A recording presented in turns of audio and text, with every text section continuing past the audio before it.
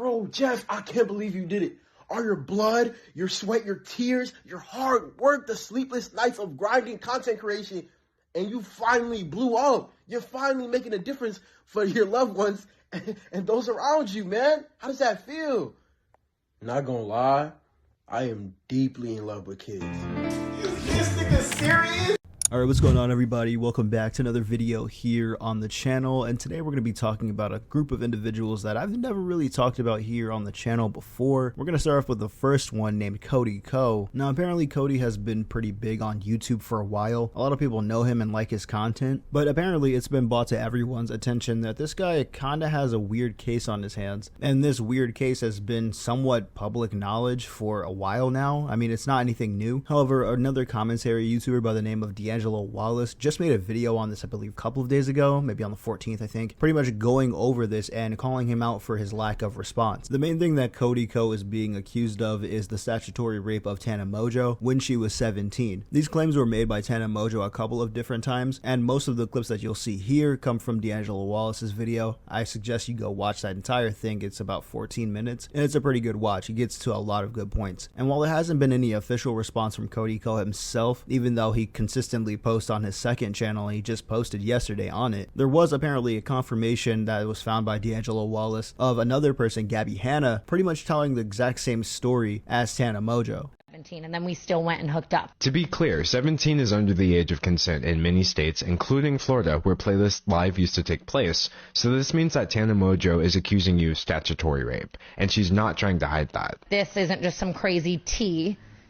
It was a crime. Nothing would make this situation better, but plenty of things make it worse, like the fact that she was a fan of yours at the time, adding an additional layer to the power dynamic you would have had over her. I grew up loving him, and I think you know what I mean? Like, I was just like excited and a fan. Tana seems to have many feelings about this, which we'll go over a bit later, but she stated very clearly that the actions she's accusing you of are inexcusable. If I had a 17-year-old daughter or a little sister or something, like, I would kill. I would never let it fly. These recent allegations are bad enough on their own, but there are a couple of things that make them worse still. Things that many people don't know yet, but you do. You know that Tana has been making this same specific claim against you for years now. Here she is back in 2021 saying the same thing. I was 17 at the time, 18. I started kind of hooking up with other people. Shout out JC Kalen, shout out Cody Co. But what lends the most credibility to Tana's claims, and what is really the most damning thing for you, Cody, is a clip that you might not have even seen yet. See, I read the Rolling Stone article, I watched the YouTube videos about this, and they all missed something. And I understand why.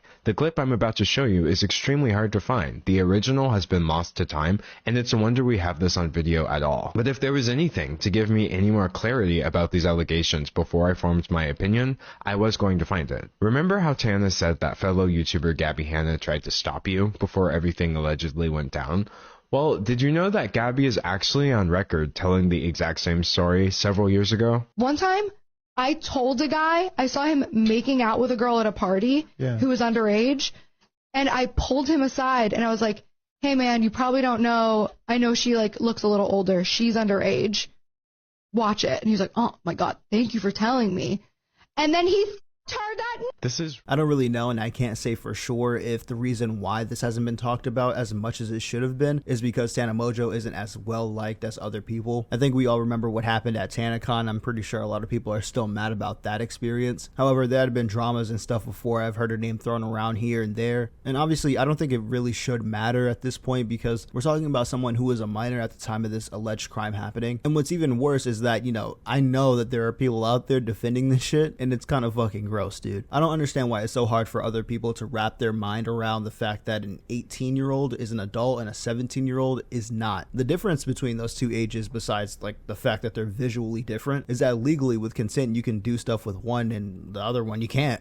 It's still a crime. We could even go back to the Dr. Disrespect situation with this one, and a lot of people were spreading misinformation that the girl he was talking to was a 17-year-old. He didn't say that. No one said that. This was just a rumor that was started up, and it's actually crazy how many people took it and ran with it though. And people still to this day say it as a defense when it's all just misinformation. However, getting back into this situation, another thing that Cody Co has been accused of is deleting any comments or any mentions of this post on his Reddit page with help from his moderators and on his YouTube comment section. And I'm talking about his second channel primarily, Cody Co, because this is the channel that he most frequently uploads on, because like I said before, he just uploaded on it yesterday and the day before that, I believe. And if you go to the comment section, there's literally no mention of this situation at all, but on Instagram, it's a different story, man. As you can see, like, it's just a bunch of mentions about the situation. Kendrick Lamar's mention, of course. Somebody said, bro, better bust out the ukulele. Now, hopefully Cody Co's not like I'm Alex and just acts like it never happened and doesn't give a response to the situation, because I mean, this is some pretty serious shit, bro. And you know, you can delete comments all you want, but it's only going to make you look worse. Anyways, guys, that's all I got for today. I hope you did enjoy. If you did, hit that like button. If you want more content similar to this, hit that subscribe button.